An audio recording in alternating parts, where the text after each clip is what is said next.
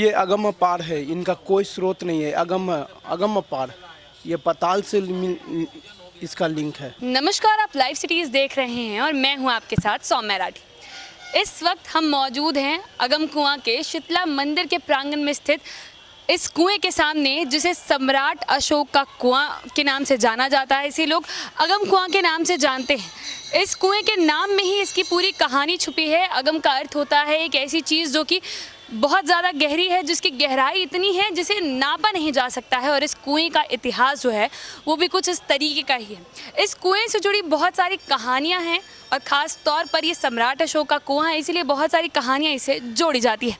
एक मशहूर कहानी है जो ये बताती है कि ये वही कुआं है जहां सम्राट अशोक ने अपने 99 भाइयों के सर को काट कर डाल दिया था, ताकि उन्हें जो गद्दी थी उनके एम्पायर की वो मिल पाए, ताकि वो सम्राट हैं वो बन पाए। इसलिए उन्होंने अपने 99 भाइयों के गले काट कर इस कुएं में डाल दिया था। यही एक कारण है कि इसे नर्क का कुआं भी बोला जाता है। नर्क का कुआं बोले जाने के पीछे एक और कारण ये भी बताया जाता है कि इस कुएं की गहराई आज तक कभी कोई ठीक तरीके से नाप नहीं पाया। इस कुएं की गहराई नापने की कोशिश कई बार की गई है। बिहार सरकार द्वारा भी कुछ एक प्रयास किए गए थे, मगर ये कुआं जो है इसकी गहराई अब तक नापी नहीं जा सकी है।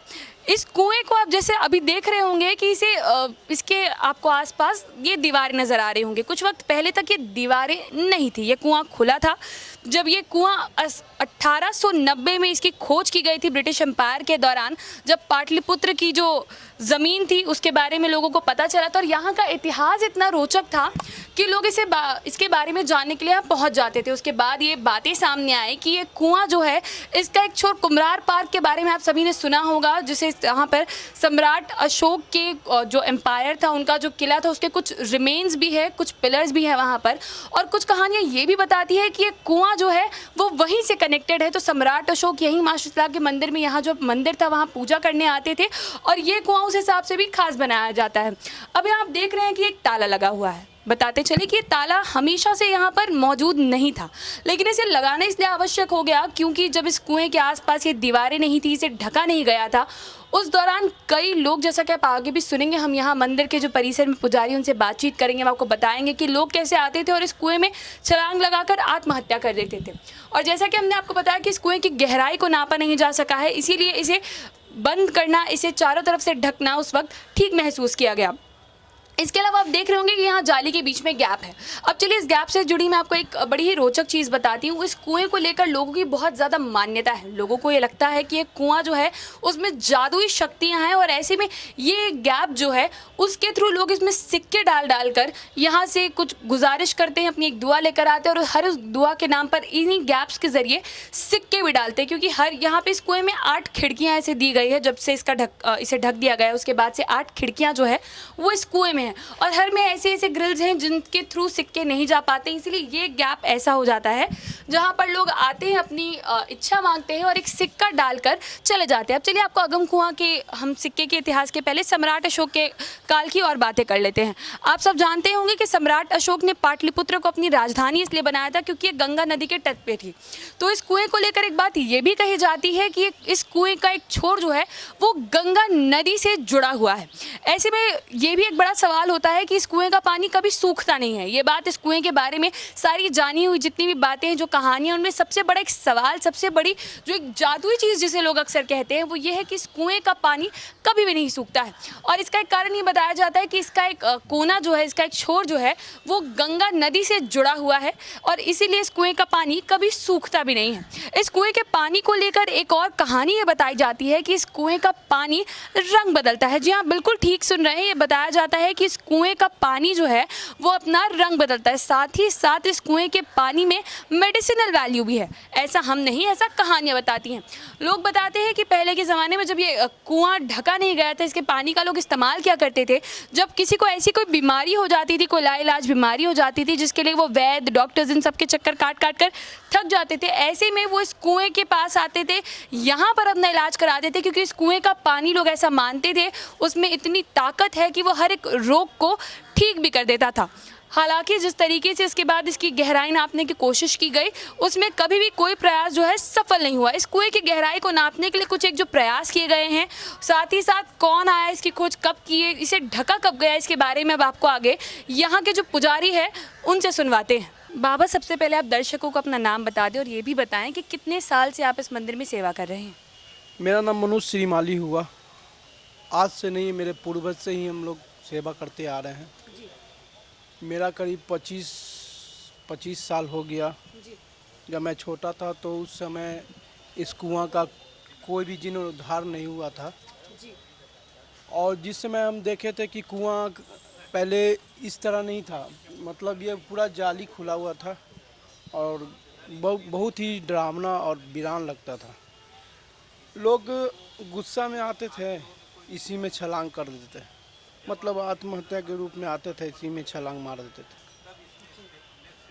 तो 1909 में जब जेएच लेवा आए, जब 1909 में जेएच लेवा आए तो उस समय का स्थिति बहुत ही दयनीय था। मतलब बहुत ही खंडर टाइप का लगता था, मतलब उबड़ खाबड़ टाइप का लगता था। तो फिर उसके बाद फिर लालू जी आए 1996 में। तो उन्होंने देखा ये मंदिर की स्थिति परिस्थिति को देखा। माँ ने प्रेरणा दी लालू जी को। आज भगवान भगवती उनको बहुत कुछ मिले। तो लालू जी की प्रेरणा से वो प्रेरणा दिए, हम लोग प्रेरित किए कि ऐसा ऐसा है। तो ये पूरा निर्माण जो है कुएं के आसपास ये लालू यादव जी ने कराया था? हाँ, लालू जी ने पूरा जीर्णोद्धार करवाया था, मंदिर का करवाया था, कुआं का करवाया था। उस समय लालू के रीजन में इन्होंने मतलब पूरा चारों तरफ से जाली करवाया, पूरे कुआं पूरे दरवाज़ा का, खिड़की का। उसके बाद ऊपर से जाली ढका हुआ है कि कोई भी अगर पैसा वैसा भी फेंकता है तो वो नहीं जाता नीचे। लालू यादव जब यहाँ आए थे तो क्या इस कुएं की गहराई को नापने की कोशिश भी की गई थी? देखिए, सबसे पहले 1909 में भी उड़ाई हुई थी। उसके बाद 1996 में लालू जी ने करवाया था, उड़ाई करवाया था। तो मशीन काफ़ी देर तक मतलब 24-48 घंटा चला, लेकिन कुछ नहीं हुआ। ये कुआं जस का जस ही 24 घंटा के अंदर वो लेवल ऊपर आता गया। इस कुएं के लिए लोग बोलते हैं कि इसका एक छोर जो है वो गंगा नदी से जुड़ा है, इसीलिए कभी सूखता नहीं। देखिए, ये अगम पार है, इनका कोई स्रोत नहीं है। अगम पार, ये पाताल से इसका लिंक है।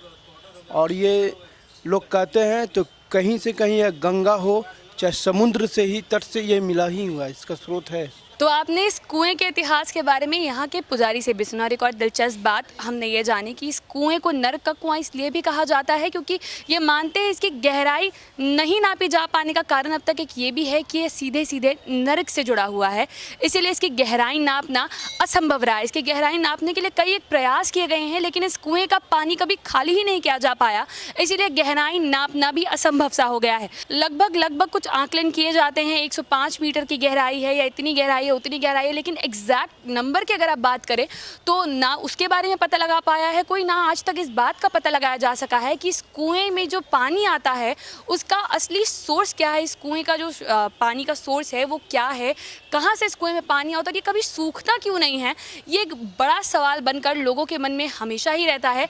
और कुएं के साथ जो जादुई कहानियाँ जोड़ी जाती है, चाहे उसके पानी के रंग को लेकर हो, चाहे वो इस पानी की लाइलाज बीमारियों को ठीक करने की क्षमता की बातें हों, इन्हें भी आज तक कभी कोई वेरीफाई नहीं कर पाया है, लेकिन बात बस जो है लोगों की श्रद्धा तक सीमित रह जाती है।